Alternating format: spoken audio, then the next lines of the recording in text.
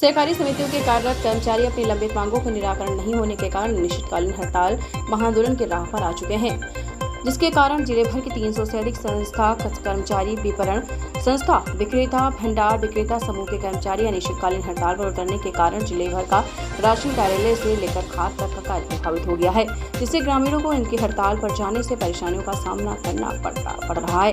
इसके कारण ग्रामीणों को खाद, बीज, राशन वितरण कार्य, नगद पैसा, लोन जैसे महत्वपूर्ण कार्य प्रभावित हो रहे हैं।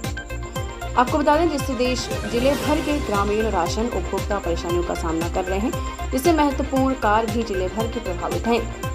वहीं उन्होंने सरकार को सीधे शब्दों में कहा है कि चुनाव भी आगामी दिनों में आने वाले हैं, जल्द हमारी मांगे पूरी नहीं हुई तो इसका खामियाजा सरकार को भुगतना पड़ेगा। सर जी बताया कि शासन हमारे साथ कभी शासन की जितनी भी योजना है, चाहे समर्थन मूल्य हो, खाद्यान्न वितरण हो, रासायनिक खाद वितरण हो, किराना वितरण हो, अन्य जितनी भी शासन की योजनाएं हमारे कर्मचारी चलाते हैं। रात और दिन मेहनत करके इन योजनाओं को चलाते हैं। जब भी शासन की कोई नई योजना आती है, शासन सहकारिता के माध्यम से उसे संचालित करवाती है।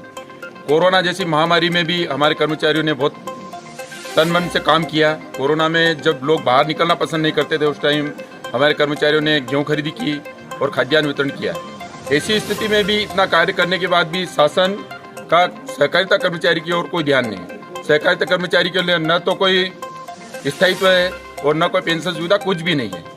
यदि एक सहकारिता कर्मचारी की आज मृत्यु होती है, कोरोना में कई हमारे साथी चले गए, मृत्यु होती है, तो उसे एक भी पैसे का फायदा नहीं। जबकि शासन द्वारा अन्य डिपार्टमेंट है, उन्हें कितनी सुविधा दी जा रही है। अगर कोई शासकीय कर्मचारी रिटायर होता है तो उसे कितनी ग्रेजुएटी दी जाती है, उसके अलावा उसके बीमा, पेंशन, सब सुविधा है। तो सहकारिता के साथ ऐसा भेदभाव क्यों, जबकि सहकारिता कर्मचारी शासन की समस्त योजना चलाते हैं और कोरोना जैसी महामारी में भी इतनी सेवाएं दी। जितनी भी शासन की योजना होती है सहकारिता के माध्यम से चलती है, तो ऐसा शासन भेदभाव क्यों करती है, इसके लिए हमने हड़ताल की है और अनिश्चितकालीन हड़ताल है। जब तक हमारी मांगे पूरी नहीं होगी, हम अनिश्चितकाल के लिए हड़ताल करेंगे और जंगी प्रदर्शन भी करेंगे। अगर ऐसा नहीं हुआ तो हम भोपाल भी जाके 22 तारीख को हमारी योजना है, भोपाल जाके प्रदर्शन करेंगे।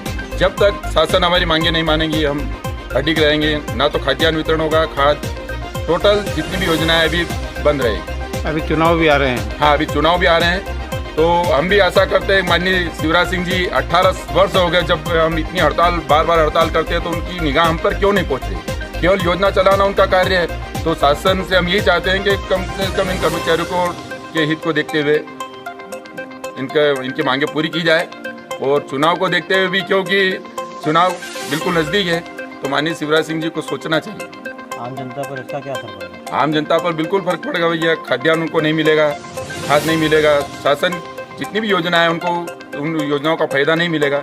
अभी एक गरीब परिवार, हम भी चाहते हैं गरीब का नुकसान नहीं हो, गरीब को खाद्यान्न समय पे मिले, बाकी शासन हमारे साथ ऐसा कर रहे, हम क्या करें। उनको खाद नहीं मिलेगा। अभी जैसे बरसात चल रही, बरसात की सीजन, खाद नहीं मिलेगा, फसलों पर प्रभाव पड़ेगा, खाद्यान्न नहीं मिलेगा। शासन की जितनी भी योजना है, हर योजना पे किसानों को और आम उपभोक्ताओं को फर्क पड़ेगा। और अगर शासन ने नहीं मांगी तो उपभोक्ता ऑलरेडी, जनता परेशान होगी, जनता परेशान होगी तो इसी सरकार के चुनाव पर प्रभाव पड़ सकता है। मेरा नाम हरिराम पटियार, ब्लॉक अध्यक्ष पेटलावल। कैडर भर्ती जो हो रही है 60%, वो भर्ती को लेके और सार्वजनिक वितरण प्रणाली के अंतर्गत जो मशीन के अंदर सीबी बढ़ रही है, उस सीबी को भौतिक रूप से बराबर करने के लिए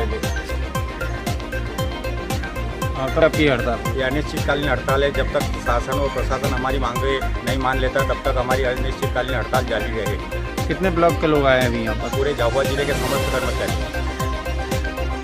जरूलाल पाटीदार, कार्यवाहक अध्यक्ष, सहकारिता कर्मचारी संघ झाबुआ।